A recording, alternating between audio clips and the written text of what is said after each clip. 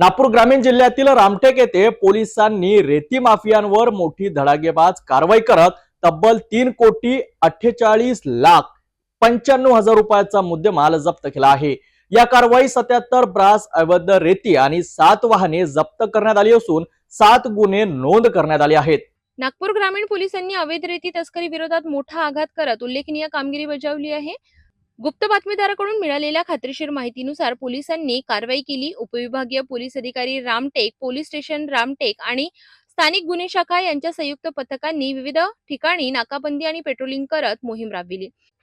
तुमसर रामटेक मार्गावर राखी तलावाजवळ नाकाबंदी दरम्यान 2 वाहने पकडण्यात आली।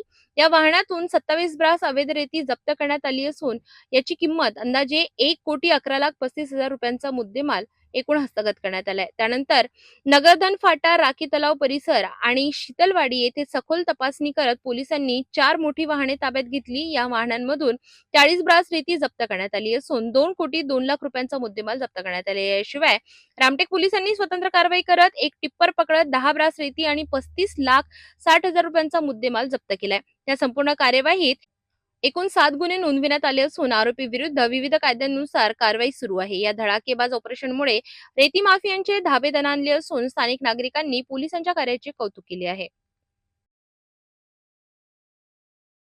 अवैध रेती तस्करीवर पोलिसांनी घेतलेली ही कडक भूमिका परिसरात कायदा आणि सुव्यवस्था राखण्यासाठी महत्त्वाची ठरणार आहे।